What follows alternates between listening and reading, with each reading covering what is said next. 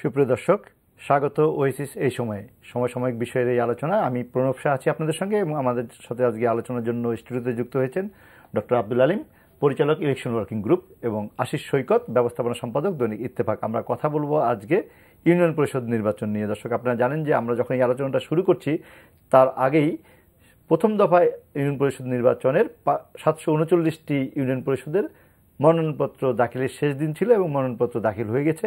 সেই বিষয় নিয়ে কথা বলবো। 5টি ধাপে আমাদের নির্বাচন হবে আগামী জুন পর্যন্ত।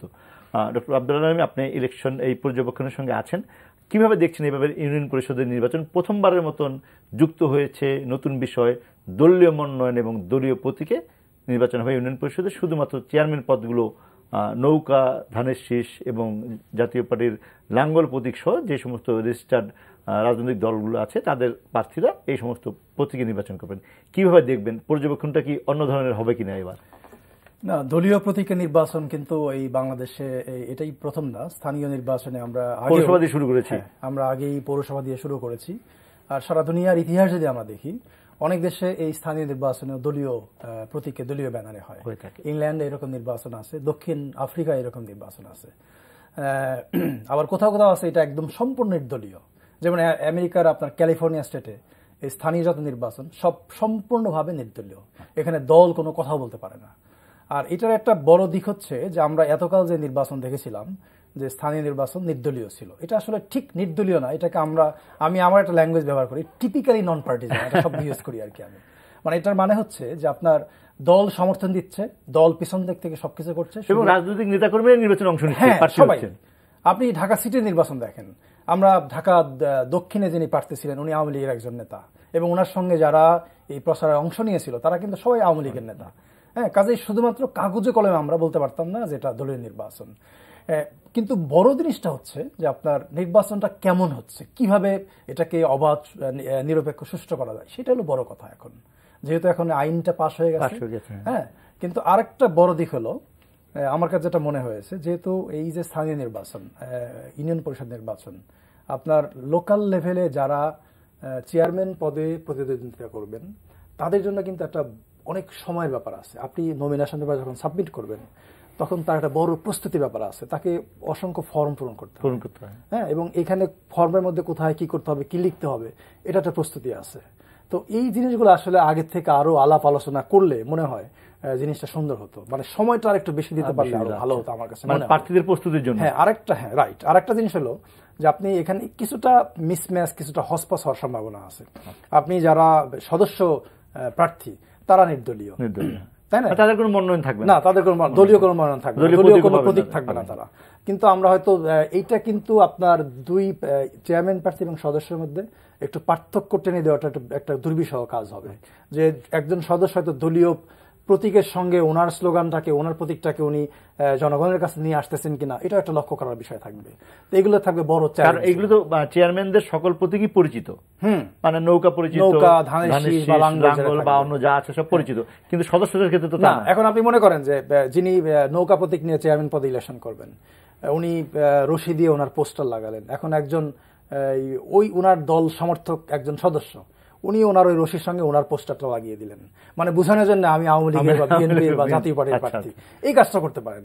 সেটা কি সুষ্ঠু নির্বাচনের জন্য কোনো অবশ্যই, কারণটা হচ্ছে উনি তো একজন নির্দলীয় মানুষ, উনি দলীয় এই পরিচয়টা নিতে পারেন না এবং এটাকে উনি ব্যবহার করতে পারবেন না। কাজে এগুলো আসলে নির্বাচন কমিশনকে মনিটরিং করতে হবে, স্ট্রং মনিটরিং, যাতে এই ধরনের কোনো ঘটনা ঘটলে সঙ্গে সঙ্গে প্রয়োজনীয় আইনগত ব্যবস্থা নেওয়া হয়। আর আজকে যেহেতু মনোনয়নপত্র জমা দেওয়ার শেষ দিন, আমাদের গতদিন বলবো আর কি, আমাদের ক্যালেন্ডারের পাতা বদলে গেছে। রাইট, হ্যাঁ, গতদিন যেহেতু শেষ দিন ছিল গতকাল, সো এখানে কিন্তু আপনার যদি কোনো অভিযোগ এসে থাকে যে কোনো প্রার্থী মনোনয়নপত্র জমা দেওয়ার ক্ষেত্রে বাধাপ্রাপ্ত হয়েছেন, তাহলে কিন্তু এটা কমিশনকে বিবেচনায় নিয়ে প্রয়োজনীয় তদন্ত করে তার বিরুদ্ধে প্রয়োজনীয় ব্যবস্থা নিতে হবে। এটা কিন্তু একটা বড় ব্যাপার, কারণ নির্বাচন সবার জন্য, সবার সমান সুযোগ থাকবে। আমি প্রার্থী হয়ে যদি আমি আমার মনোনয়নপত্র জমা দিতে না পারি, কোনো বাধা আমার সামনে এসে হাজির হয়, তাহলে এটা আমারও দায়িত্ব আছে, একজন প্রার্থীর দায়িত্ব আছে, উনি কমিশনকে জানাবে এবং কমিশন ব্যবস্থা গ্রহণ করবে। আশিস সৈকত, আপনার কাছে কি খবর আছে? আপনি তো কাজ করে আসলেন অফিস থেকে, যে এই বাধাদান বা মনোনয়নপত্র দাখিলটা কেমন হলো প্রথম দফার প্রথম দিন? না, একটা তো ধরুন যে আমাদের এখানে নির্বাচন মানেই এক ধরনের উৎসবের আমেজ তৈরি হয়, তো ইউনিয়ন পরিষদ নির্বাচনে তো আরও বেশি ব্যাপক আকারে হয় এবং এবারও কিন্তু সেরকমই আমরা প্রথম দিকে মনে হয়েছিল, কিন্তু গতকাল আজ যেটি কিছু কিছু জায়গায় বেশ কিছু জায়গায় যে খবর পাওয়া গেছে যে প্রার্থীরা, বেশ কিছু প্রার্থী বিশেষত বিরোধী দলের কিছু প্রার্থীরা তাদের মনোনয়নপত্র জমা দিতে বাধাপ্রাপ্ত হয়েছেন বিভিন্ন জায়গায়। এবং অনেক জায়গায় আপনি মানে মজার খবর হলো যে অনেক জায়গায় আওয়ামী লীগের প্রার্থী, আওয়ামী লীগ করেন, ওই জায়গায় আওয়ামী লীগের পদে আছেন, সেই রকম প্রার্থীরাও অন্য আওয়ামী লীগ প্রার্থী দ্বারা মানে স্বতন্ত্র হিসেবে নির্বাচন করতে গিয়েছেন, স্বতন্ত্র হিসেবে মনোনয়নের বাইরে গিয়েছেন, তারা বাধাপ্রাপ্ত হয়েছেন। এটি একটি খারাপ খবর। যদিও ওই সংখ্যা ধরেন যে 739-এর মধ্যে আমরা যদিও সর্বশেষ খবর পেয়েছি 20-25টি ইউনিয়নে ঘটেছে এবং নির্বাচন কমিশনের কাছে বেশ কিছু অভিযোগ ইতিমধ্যে জমা হয়েছে যে তারা মনোনয়নপত্র জমা দিতে পারেননি।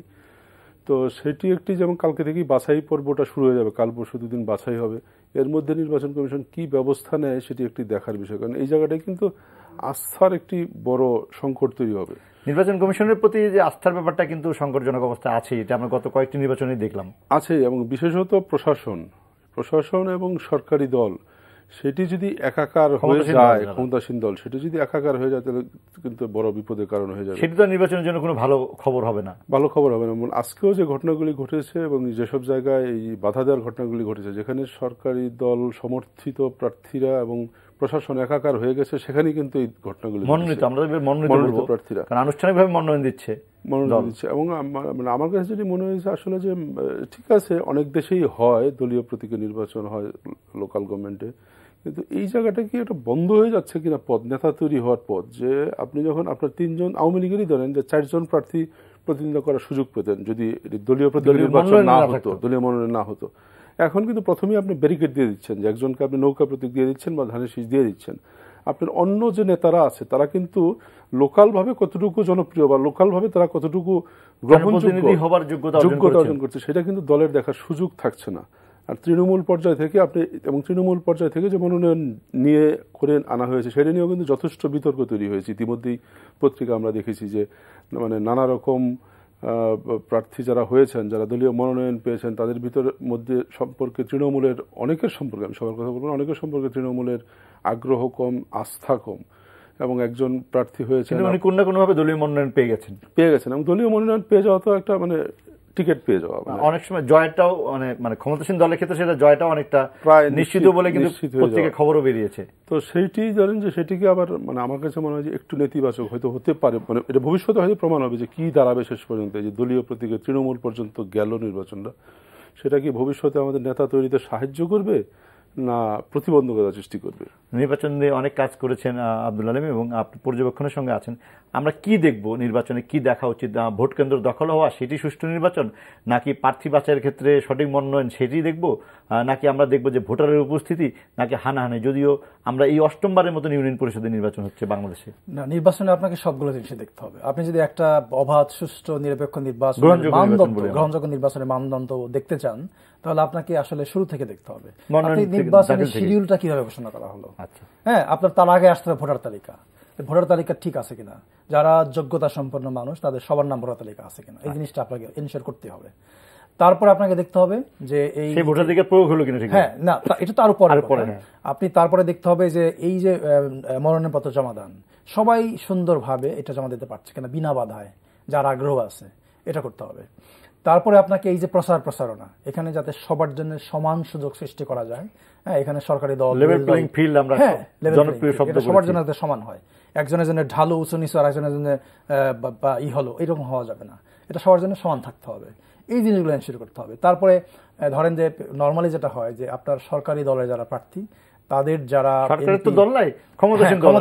ক্ষমতাসীন দলের যারা প্রার্থী, তারা সবসময় সব দেশেই, বিশেষ করে তৃতীয় বিশ্বের যে দেশগুলো আছে সেসব দেশে কিন্তু একটু বাড়তি সুবিধা পায়। হ্যাঁ, এই জিনিসটাও যাতে না ঘটে। নির্বাচন কমিশন কি সেই সুবিধা দেয় বা দেওয়া উচিত? না, দেওয়া তো উচিত না, কিন্তু এটা আসলে কমিশনকে দেখতে হবে। ধরেন যে একজন এমপি একজন প্রার্থীর পক্ষে একটু প্রচারণে অংশগ্রহণ করলেন, এটা কিন্তু আমাদের যে কোড অফ কন্ডাক্ট আছে তার পরিপন্থী, এটা অন্যায়। কিন্তু সেটা অনেক সময় ওভারলুক হয়েছে বলে আমরা পৌরসভা নির্বাচনের সময় ওখান থেকেই কমিশনকে কিছুটা শিক্ষা নিতে হবে যাতে এই জিনিসগুলো না ঘটে। হ্যাঁ, তারপরে আপনি আসেন ইলেকশনের দিন, ভোটের দিন। ইলেকশনের আগের রাতে যেটা হয়, আমাদের দেশে কালো টাকার বেশ সরাসরি হয়, এগুলো বন্ধ করার একটা ব্যবস্থা করতে হবে। তারপরে নির্বাচনের দিন যাতে সবাই ভয়ভীতিহীনভাবে তার নিজ নিজ কেন্দ্রে যেতে পারে, হাজির হতে পারে এবং বিনা বাধায় তার নিজের ইচ্ছা মতো ব্যক্তিকে, পছন্দের ব্যক্তিকে, পছন্দের প্রতীকে যিনি ভোট দিতে পারেন সেই জিনিসটা এনশিওর করতে হবে। আমরা কি আব্দুল আলীম, এখন বর্তমান যে নির্বাচন কমিশন আছে, সিটি কর্পোরেশন নির্বাচন থেকে শুরু হয়ে পৌরসভা নির্বাচনে আমরা দলীয় প্রতীকী নির্বাচন দেখেছি, আপনি কি মনে করেন যে এই নির্বাচন কমিশনের প্রতি তেমন আস্থা রাখা যায় যে ইলেকশনটা সুষ্ঠু বা গ্রহণযোগ্য হবে? আপনি 2014 সালের 5 জনের যে নির্বাচন, সেখান থেকে যদি আমরা দেখি তাহলে আসলে এটা বলা খুব মুশকিল। আস্থা কমেছে বই বাড়ে না, অবশ্যই আস্থা কমে গেছে। আমরা প্রথম এই কমিশন দায়িত্ব নেবার পরে প্রথম যে নির্বাচনটা দেখেছিলাম 2013 সালের প্রথম দিকে, আপনার 5টা সিটি কর্পোরেশন নির্বাচন, গাজীপুর, বরিশাল, রংপুর, রাজশাহী, খুলনা, রাজশাহী, বরিশাল, এই যে 5টা নির্বাচন, এগুলো নিয়ে কিন্তু কোনো বিতর্ক ছিল না এবং আমরা নিজেরা এই নির্বাচনগুলো পর্যবেক্ষণ করেছিলাম এবং আমাদের যে ফাইন্ডিংসটা ছিল যেগুলো সুন্দর নির্বাচন। কিন্তু আমরা ওই 10ম জাতীয় সংসদ থেকে দেখলাম যে এটার পরে উপজেলা পরিষদ নির্বাচন, 2014 সালে 6টা-7টা ফেজ উপজেলা নির্বাচন হয়েছে, তারপরে ঢাকা এবং চট্টগ্রাম সিটি নির্বাচন, সর্বশেষ 30 ডিসেম্বর পৌরসভা নির্বাচন। তো এগুলোতে পরিস্থিতি অনেকটাই নিয়ন্ত্রণের বাইরে চলে গিয়েছিল, অনেকে ভোট দিতে পারে নাই, এখানে সহিংসতার মাত্রা বেশি ছিল, অনেকেই কোড অফ কন্ডাক্টের ভায়োলেশন অনেক বেশি ছিল। প্রাণহানির সংখ্যা তো অতটা, মানে আমরা আগের নির্বাচনগুলোতে যেভাবে দেখতাম, বিশেষ করে ইউনিয়ন পরিষদের নির্বাচনে কিন্তু প্রাণহানি বা সংঘর্ষের একটা বড় অংশ আমরা 80 দশকে যে সমস্ত ইউনিয়ন পরিষদ নির্বাচন দেখেছি তার তুলনায় কিছুটা কমেছে এখন। হ্যাঁ, স্থানীয় সরকার নির্বাচনে একটা হাই স্টেক থাকে, মানে যারা আপনার প্রার্থী, লোকাল প্রার্থী, তো সবাই জিততে চায় যে আমার এলাকা আমি জিতবো, আর বিশেষ করে যারা ক্ষমতাসীন দল তাদের একটা মাইন্ডসেটই থাকে যে আমি তো ক্ষমতাসীন দলের প্রার্থী এবং আমার এলাকা আমাকে জিততে হবে, তখন আসলে ভায়োলেন্সটা বেশি হয়। কিন্তু তারপরেও 80 দশকের নির্বাচনে এই যে সর্বশেষ যে নির্বাচনটা হয়ে গেল এই 30 ডিসেম্বর পৌরসভা, সেখানেও কিন্তু আপনার ভায়োলেন্সটা অনেকটাই কম ছিল সেই তুলনায়। তা আশিস ফকির, আপনি কি মনে করেন যে নির্বাচনের সহিংসতা যদি আমরা বলি বা নির্বাচন সুষ্ঠু হওয়ার ক্ষেত্রে কতটুকু আশাবাদী আপনি? না, গত পৌরসভা নির্বাচন যে 30 ডিসেম্বর হয়ে গেল, সেটিতে যদি আপনি হিসাবে দেখেন তাহলে কিন্তু মনে হবে যে দৃশ্যমান যে ভালো নির্বাচন হয়েছে। 234টার মধ্যে একটা পৌরসভা ভোট গ্রহণ বন্ধ হয়েছে, আর 5555টি কেন্দ্রের মধ্যে 60টির ব্যাপারে আমরা একটা অভিযোগ পাওয়া গেছে। কিন্তু যে বড় সংকটটি তৈরি হয়েছে সেটা হচ্ছে মানুষের আস্থাহীনতা তৈরি হয়েছে, ধারণাগত একটা অবস্থান যে নির্বাচনটি ঠিক হয়নি, মানুষ ভোট দিতে যেতে চায়নি, এই ধরনের একটি প্রবল, মানে নির্বাচন কমিশনের প্রতি এক ধরনের আস্থাহীনতা তৈরি হয়েছে যে সে তার ভোটটা গিয়ে দিতে পারবে না, সে তার প্রার্থী তার এজেন্ট দিতে পারবে না, প্রার্থী ঠিক মতো বাইরে যেতে, এসব অভিযোগগুলো কিন্তু আসলে বেশিরভাগই বিরোধী রাজনৈতিক দলগুলোর প্রার্থীদের ক্ষেত্র থেকে এসছে এবং জনমনে কিন্তু এই জিনিসটা একটা প্রবলভাবে একটা আস্থাহীনতা তৈরি হয়েছে নির্বাচন কমিশন সম্পর্কে। সেই জায়গাটা কিন্তু আসলে নির্বাচন কমিশনকেই শক্ত হয়ে দাঁড়াতে হবে, কারণ তার কিন্তু একটা বড় চ্যালেঞ্জের জায়গা আমি মনে করি যে ইউনিয়ন পরিষদ নির্বাচন, এবং আপনি জানেন প্রায় 4500 ইউনিয়ন পরিষদের নির্বাচন হবে আগামী 3-4 মাস জুড়ে, জুন মাস পর্যন্ত। এবং এই নির্বাচনটি যেহেতু এবার দলীয় প্রতীকে হচ্ছে, আওয়ামী লীগ, বিএনপি, জাতীয় পার্টি, জেপি সহ মানে প্রায় 21টি বা 22টি রাজনৈতিক দল অংশ নিচ্ছে। পৌরসভা নির্বাচনে 20টি রাজনৈতিক দল অংশ নিয়েছিল। সেই দিক থেকে যদি দেখেন ভালো রাজনৈতিক দলের অংশগ্রহণ আরো বেড়েছে, 1টি বা 2টি রাজনৈতিক দল অংশগ্রহণ বেড়েছে। কিন্তু নির্বাচন কমিশনের প্রতি যে ভোটারদের বা নাগরিকদের যে এক ধরনের আস্থার হীনতা তৈরি হচ্ছে, সেই জায়গা থেকে নির্বাচন কমিশনকে বের করে আনতে হবে, না হলে কিন্তু নির্বাচন করে খুব বেশি লাভ হবে না।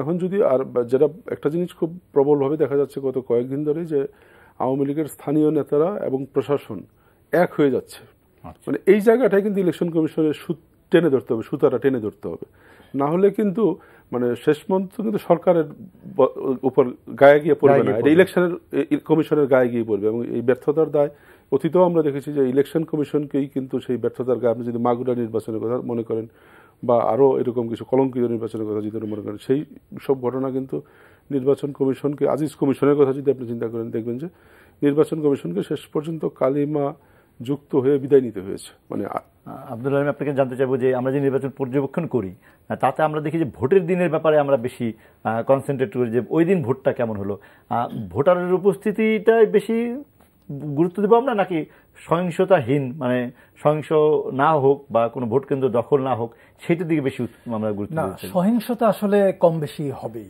সেটা প্রি ইলেকশন পোস্ট ইলেকশন।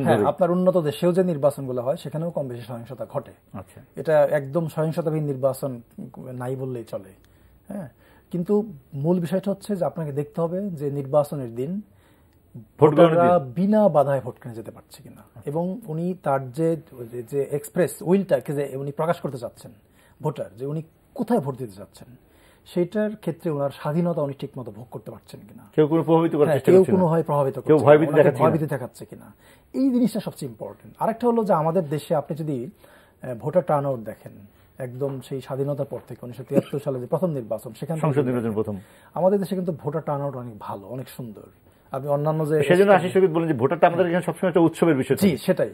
আপনি কোনো দেশ আছে যেখানে আপনার ভোটারদেরকে কেন্দ্রে আনার জন্য নানা রকম কর্মসূচি নিতে হয়, এবং কোথাও কোথাও আছে আপনার ভোট দেওয়াটা বাধ্যতামূলক। অস্ট্রেলিয়ায় ভোট বাধ্যতামূলক, আপনাকে ভোট কেন্দ্রে আসতে হবে, এটা কম্পালসারি ভোটিং। হ্যাঁ, কারণ এটা কেন করেছে ওরা, ভোটাররা খুব বেশি উৎসাহিত না এই কারণে। কিন্তু আমাদের দেশে মানুষ যখন নির্বাচনের কথাটা বলা হয় তখন কিন্তু নিজ দায়িত্বেই নিজে উৎসাহিত ভোট কেন্দ্রে যায়। এখন যেহেতু উৎসাহিত হয়ে যায়, এই জন্য তার উৎসাহটাতে যাতে কোনো রকম ভাটা না পড়ে, হ্যাঁ, এই ব্যবস্থাটা নিশ্চিত করার জন্য আপনাকে পুরো ব্যবস্থায় একটা স্বচ্ছতা আনতে হবে, এবং স্বচ্ছতা আনার জন্য আসলে শুধু ইলেকশন না, এটা আগে থেকে শুরু করতে হবে। হ্যাঁ, এটা একদিনের কোনো কাজ না। আমরা শুধু ইলেকশনের দিন দেখি, ভোটিং যেটা দেখি, কিন্তু এটা কিন্তু একটা লম্বা প্রসেস। ইলেকশনকে বলা হচ্ছে যে আপনার single most big event on the earth. হ্যাঁ, সারা দুনিয়ার যত বড় বড় ইভেন্ট তার সবচেয়ে বড় ইভেন্ট এটা, কারণ এটা এত কিছু প্রিপারেশন আছে। এটা যারা প্রক্রিয়ার সঙ্গে জড়িত তারা বলতে পারে, এত বেশি প্রস্তুতি, এত বেশি প্রিপারেশন। এবং এই কাজগুলোর মধ্যে আপনাকে যদি স্বচ্ছতা আপনি নিশ্চিত করেন, তখন জনগণের একটা মেসেজ যাবে যে হ্যাঁ, ঠিক মতো কাজ হচ্ছে। কিন্তু এই যে রাতের অন্ধকারে বা অন্য কোনো প্রক্রিয়ায় ভয়ভীতি দেখিয়ে একটা পরিবেশ তৈরি করে রাখলো, ভোটের দিন কোনো কিছুই ঘটলো না, তাতে করে কি আমরা বলবো যে সুষ্ঠু ভোট হয়েছে? কোনো সুযোগ নাই সেটা বলার, এটা বলার কোনো সুযোগ নাই। যেমন আজকে আমরা জানতে পারলাম যে নমিনেশন পেপার সাবমিটের সময় অনেকটা পরোক্ষভাবেও কিন্তু ভয়ভীতি দেখানোর অভিযোগ কিন্তু আমরা পেয়েছি। আমি আপনাকে একটা উদাহরণের মাধ্যমে আপনার এই প্রশ্নের উত্তর দিচ্ছি। 2002 সালে ভোলার দৌলতখানে একটা পৌরসভা নির্বাচন হয়েছিল 2002 সালে। এম এ সাইদ সাহেব তখন উনি প্রধান নির্বাচন কমিশনার, বিএনপি ক্ষমতায়। তখন ওই নির্বাচনে শুধু বিএনপি প্রার্থী ছাড়া অন্য কোনো প্রার্থী ছিল না। আপনার মেয়র বলেন বা অন্যান্য যিনি কমিশনার পদে যারা, শুধু বিএনপি প্রার্থী, অন্য কিছু ছিল না। কমিশনের কাছে একটা অভিযোগ আসলো যে এখানে তখন রাজনৈতিক দলের মনোনয়নের ব্যাপার ছিল না, কিন্তু আপাতদৃষ্টিতে মনে হচ্ছিল যে একটি দলের পক্ষেই সবাই এই ইলেকশন করছে। তখন একটা অভিযোগ কমিশনের কাছে আসলো যে এইভাবে একটা পাতানো একটা খেলা ওখানে হচ্ছে। তখন কমিশন একটা ইনকোয়ারি কমিটি ফর্ম করে কমিটি দেখলো যে হ্যাঁ, এখানে যা ঘটেছে এটা আনএক্সপেক্টেড এবং এটা আসলে সাজানো একটা খেলা। তখন ওই কমিশন ওই নির্বাচনটাকে ক্যান্সেল করে একটা ফ্রেশ ইলেকশন আয়োজন করে। আমরা বললেন যে একটি উদাহরণ দিয়ে বলেন 2002 সালের একটি ঘটনা, যে পৌরসভা নির্বাচনকে কেন্দ্র করে দৌলতখানের। আপনি কি মনে করেন এখন আমরা কি সেরকম কোনো আশ পাচ্ছি কিনা যে নির্বাচনগুলো হবে আগামী জুন মাস পর্যন্ত, বা প্রথম দফাটার নমিনেশন আপনি বললেন? এক কথা যদি আপনি বলেন তো সেরকম কোনো আশ পাচ্ছি না। ভাই সাইদ সাহেবের নাম বলেছেন, মানে সেই সাইদ সাহেবের কমিশন বা তার আগে আবু হানা সাহেবের যে নির্বাচন কমিশন ছিল, সেই কমিশনের যে হাইটের যে জায়গাটা ছিল, যে মাগুরা ইলেকশনে নেমে পরিস্থিতি দেখে একটা সরকার ক্ষমতা থাকা অবস্থায় ইলেকশন বাতিল করে দিয়ে চলে আসে। মাগুরায় বাতিল করেন, মাগুরায় তখন নির্বাচন কমিশনার ছিলেন আব্দুর রউফ, বিচারপতি আব্দুর রউফ, উনি বাতিল করেন নাই। দৌলত খানের কথা বললেন উনি পরে 2002 সালের। মাগুরায় তো 1994 সালে হয়েছে। না, আমি মাগুরা নির্বাচনের কথাই বলছি। ওটা বাতিল করেন, মাগুরা নির্বাচনটা বাতিল হয়েছিল। না, নির্বাচন বাতিল হয়নি। নির্বাচন বাতিল হয়নি। প্রধান নির্বাচন কমিশনার চলে এসেছিলেন, উনি চলে আসার পর ইলেকশন কমিশনে এসে যে সিদ্ধান্তটি দিয়েছিলেন আমার যতদূর মনে পড়ে, যে শেষ পর্যন্ত ওই নির্বাচনটি ইলেকশন কমিশন বলেছিলেন যে ইলেকশনটা হচ্ছে না, ওখানে হয়নি ইলেকশন, কিন্তু ইলেকশন হয়েছিল। সেই ইলেকশনটি ফলাফল হয়েছিল কিনা হতে পারে, আমি হয়তো সে জায়গায় একটু তথ্য বিভ্রাট হতে পারে। এখন কি মনে হয় আপনার, মানে এইবার ইলেকশন কমিশন যা আছে, যেটি প্রায় এই কমিশন কিন্তু মেয়াদেরও প্রায় শেষের দিকে চলে এসেছে, আমার মনে হয় যে একটা আস্থার বড় ঘাটতি। যেমন ধরেন যে সাইদ সাহেবের কথা যেহেতু উঠলো, সেই জন্য একটু বলি। সাইদ সাহেব যখন 2001 সালে প্রধান নির্বাচন কমিশনার নিযুক্ত হলেন, ক্ষমতা থাকতে নির্বাচন ক্ষমতা থাকতে 2000 শেষে অথবা 2001 সালের শুরুতে হলেন, তখন কিন্তু বিএনপি থেকে একটি হরতাল দেওয়া হয়েছিল এবং বলা হয়েছিল যে সাইদ সাহেবের বাড়ি গোপালগঞ্জে, তিনি আওয়ামী লীগের লোক, সেই কারণে তার অধীনে নিরপেক্ষ নির্বাচন সম্ভব নয়। এবং সেই সাইদ সাহেবের অধীনে কিন্তু 2001 সালে নির্বাচন করে বিএনপি ক্ষমতায় গিয়েছিল। এবং আরো মজার ঘটনা হলো যে সাইদ সাহেব যখন আবার মারা গেলেন, তখন কিন্তু এই আওয়ামী লীগ সরকার তখন ক্ষমতায়, তখন কিন্তু একটি শোক সংবাদও দেননি, বিবৃতি দেয়নি। বিএনপি আবার একটি শোক বার্তা দিয়েছিল, কারণ ওই যে সে বেনিফিশিয়ারি গ্রুপ। তো ইলেকশন কমিশনের কিন্তু সংকট ওই জায়গাতেও আছে, যে সবসময় যে হেরে যায় সে একটা সংস্কৃতি আমাদের এখানে তৈরি হয়ে আছে, নানা রকম অভিযোগ করে। ইলেকশন কমিশন সেই জায়গা থেকে নিষ্কৃতি পায় না। তো সেই জায়গাটায় কিন্তু ইলেকশন কমিশনকে মানে তার জায়গা থেকে যতটুকু সম্ভব সরকারের উপর, সরকারের এগুলোকে কাজে লাগিয়ে তার অস্তিত্ব রক্ষার চেষ্টা করতে হবে। এটা তো শুধু ইলেকশন কমিশনের কোনো ব্যক্তি 2 জন 3 জন 4 জন চিফ ইলেকশন কমিশনার বা ইলেকশনারদের বিষয় জড়িত নয়, তাদের ব্যক্তির ইমেজ জড়িত না। এখানে ইলেকশন কমিশন মানে গণতন্ত্রের প্রথম ধাপটির সংখ্যা, প্রথম ঘাটতির উন্নতি, টিকবে কিনা গণতন্ত্রের। এখানে কয়েকদিন আগে আমাদের এখানে একজন কূটনীতিবিদ এসেছিলেন আমাদের অফিসে, মানে আমরা তার কাছে জানতে চেয়েছিলাম যে আপনাদের দেশে গণতন্ত্রটা তো বাধাগ্রস্ত হচ্ছে না, কিন্তু পাশাপাশি একই রকম মানুষ, আমরা একই রকম ভাষাভাষী, খাদ্য তালিকা একই, কিন্তু আমাদের আশপাশের দেশগুলোতে বারবার এই ঘাটতিটা হচ্ছে কেন? তো উনি যেটা বলছিলেন যে আমাদের ইলেকশন কমিশনটা কিন্তু শুরুতেই খুব শক্ত ভিতের উপর দাঁড় করিয়ে দিয়েছিলেন আমাদের রাজনীতিবিদরা, যেখানে ইলেকশন কমিশনের শক্তিটাই একটা বড় শক্তি হয়ে গেছে আমাদের দেশের জন্য। কিন্তু এটা পার্শ্ববর্তী 2-1টা দেশের যে ইলেকশন কমিশনটা নিয়ে তারা আস্থার সংকটটা যায়নি, কাটাতে পারেনি। বিশেষত বাংলাদেশে যে এক্সপেরিমেন্টগুলো হয়েছে, কখনো কেয়ারটেকার গভর্নমেন্ট, কখনো মার্শাল ল গভর্নমেন্ট, এটা বারবারই এক্সপেরিমেন্ট করতে গিয়ে আমরা আসলে ইলেকশন কমিশনটাকে যে একটা বড় অর্গানাইজেশন বা একটা শক্তিশালী জায়গায় দাঁড় করাতে পারবো সেটা কিন্তু করতে পারিনি। আপনি কি পর্যবেক্ষণ যে আসলে ইলেকশন কমিশনকে শক্তিশালী করার কথা সবাই বলে কিন্তু কেউ করতে চায় না? না, আমাদের ইলেকশন কমিশন, আপনি যদি সংবিধান দেখেন, এখন যে নির্বাচনী আইনগুলো আছে সেগুলো দেখলে কিন্তু আমি এটাকে বলি স্ট্রাকচারালি স্বাধীন একটা কমিশন। কাঠামোগত দিক থেকে মাদার যে ল আছে আরপিও, এবং আমাদের যে আইন এটা ভারতের কোনো কোনো ক্ষেত্রে ভারতের আইন হিসেবে শক্তিশালী। কিন্তু এখানে প্রবলেমটা হচ্ছে যে আমাদের নির্বাচন কমিশন নিয়োগের কোনো আইন নাই। যে কোনো সময় যে কোনো সাব কমিটির মাধ্যমে নির্বাচন কমিশন, না, এটা তো আসলে কোনো আইন নাই। এটা আমাদের সর্বশেষ আমরা যেটা দেখলাম, রাষ্ট্রপতি নিজে একটা সবার সঙ্গে আলাপ করলেন, একটা সার্চ কমিটি গঠন করলেন, কমিশন নিয়োগ দেওয়া হলো। কিন্তু এটা কিন্তু আইনে কোথাও বলা নাই। পৃথিবীর কোনো কোনো দেশ আছে যেখানে আপনার ওপেন বিজ্ঞাপনের মাধ্যমে কমিশন নিয়োগ দেওয়া হয় এবং সব দলের সঙ্গে আলাপ করে। এখানে আশিস ভাই যেটা বলতেছিলেন যে আস্থার ব্যাপার, আস্থাটা তখনই আসবে যখন আপনি যারা পলিটিক্যাল পার্টি আছে তাদের সবার সম্মতের ভিত্তিতে কমিশনার নিয়োগ দেবেন। হ্যাঁ, এই ক্ষেত্রে কিন্তু বড় ত্রুটি হলো, দেখেন এই প্রথমবারের মতন আপনি স্থানীয় সরকার নির্বাচন করছেন ইউনিয়ন পরিষদের মতন রাজনৈতিক দলের মনোনয়নে এবং রাজনৈতিক দলের প্রতীক ব্যবহার করে, কিন্তু রাজনৈতিক দলগুলোর সাথে কোনো আলোচনা হয়েছে বলে আমরা দেখিনি। না, কোনো আলোচনা হয় নাই। কিন্তু আপনার যে কোনো ভালো ইলেকশনে করার আগে বা ইলেকট্রাল প্রসেসের উপরে যে আপনি মানুষের আস্থাটাকে আপনি বিল্ড আপ করতে চান, তাহলে কিন্তু যারা এটার অংশীজন তাদের সঙ্গে আলোচনা করতে হবে। আপনি নেপালে যে রাজতন্ত্রের পতন ঘটলো, তারপরে প্রথম যে নির্বাচন হয় ওইখানে ভুজরাজ পোখারেল, উনি প্রধান নির্বাচন কমিশনার ছিলেন, উনি 45 দিনে 90টা মিটিং করেছিলেন বিভিন্ন গোষ্ঠীর সঙ্গে, এবং ওনার অবজেক্টিভ ছিল একটাই, যে উনি যে পদক্ষেপগুলো নিচ্ছেন তার উপরে জনগণের, রাজনৈতিক দলের, গণমাধ্যমের, সিভিল সোসাইটির আস্থা অর্জন করা। হ্যাঁ, আস্থা ছাড়া ভালো ইলেকশন কোনোদিনই সম্ভব না।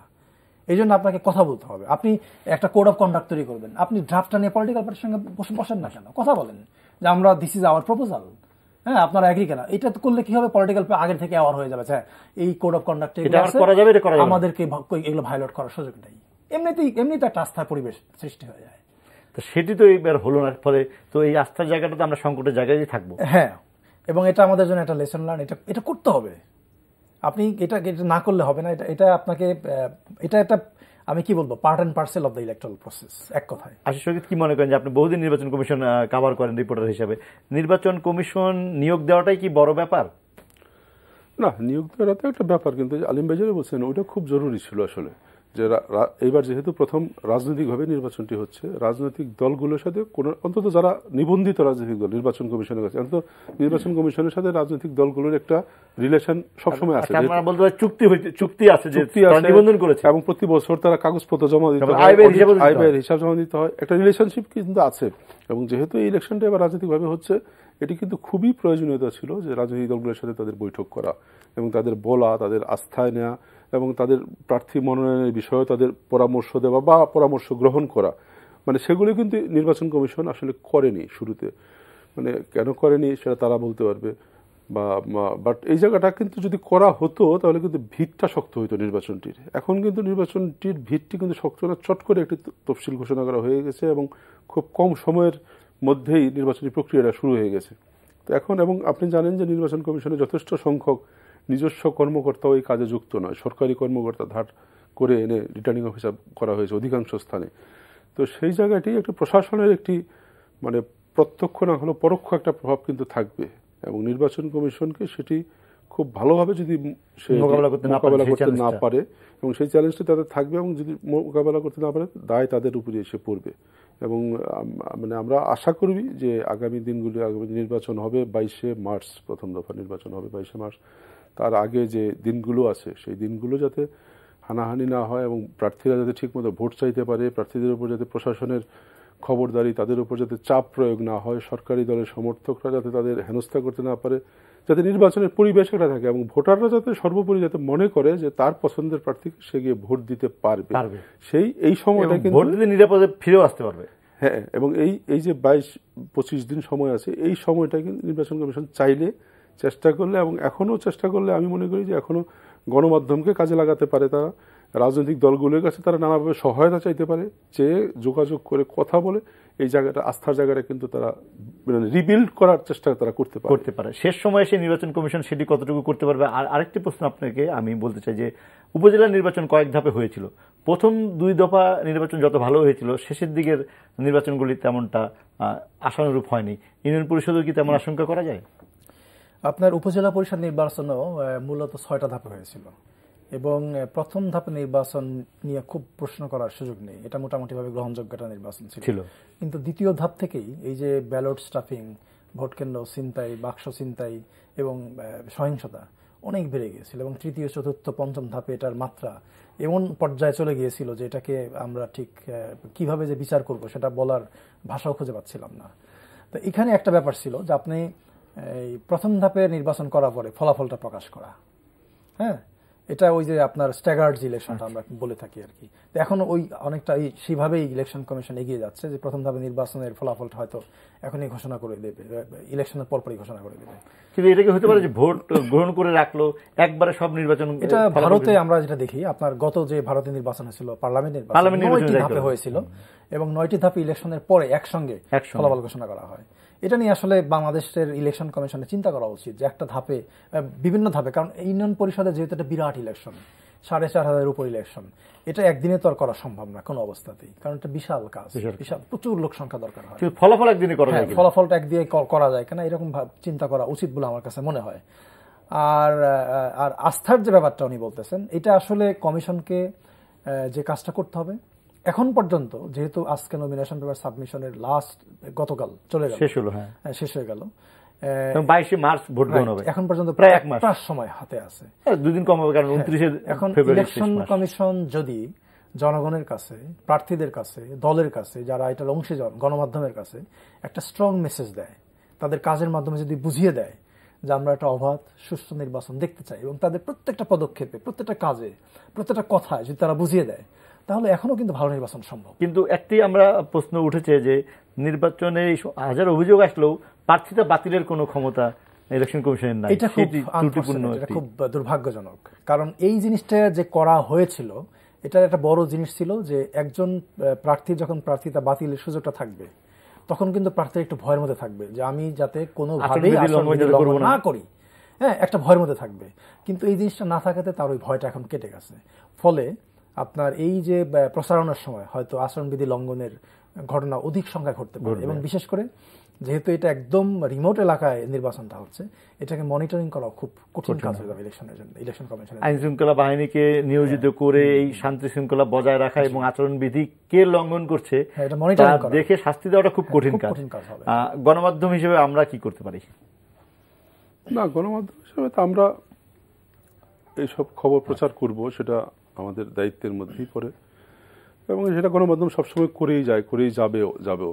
এখন নির্বাচন কমিশনের আমি মনে করি যে প্রথম যে কাজটি হবে, মানে করা উচিত, কাল মানে আজকে থেকেই শুরু করা উচিত কাজটি, যে অন্তত যে কয়টি অভিযোগ তাদের কাছে এসেছে, যে কয়জন প্রার্থী তাদের কাছে বলেছে যে তারা মনোনয়নপত্র জমা দিতে পারেনি, সরকার কোনো দলের কোনো ব্যক্তির, আমি কোনো দলের কথা বলতে চাই না, কোনো গোষ্ঠীর বাধার কারণে তারা মনোনয়নপত্র জমা দিতে পারেনি, নির্বাচন এখন তো কমিশন আইনে তো আর কোনো সুযোগ নাই যে আরেকটি নমিনেশন পেপার জমা নেওয়ার জন্য কোনো সুযোগ দেওয়া। নির্বাচন কমিশন ইচ্ছা করলে একটি নির্বাচন স্থগিত করতে পারে, রিটার্নিং অফিসার ইচ্ছা করলে একটি নির্বাচন স্থগিত করার ক্ষমতা আছে। 2 দিন পরে আবার সে সময় বাড়াতে পারে ভোট দাখিলের।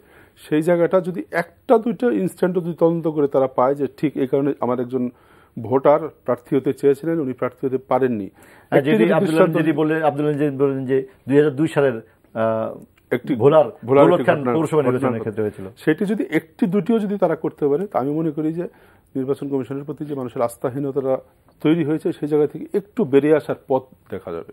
কিন্তু শেষ মুহূর্তে এসে কি নির্বাচন কমিশন তেমন কিছু করার মতন অবস্থায় আছে কিনা? আমরা জানি যে মেয়াদ হয়তো শেষের দিকে চলে এসছে এই নির্বাচন কমিশনের, হয়তো এটি বড় ধরনের নির্বাচনের শেষ আয়োজন তাদের জন্য।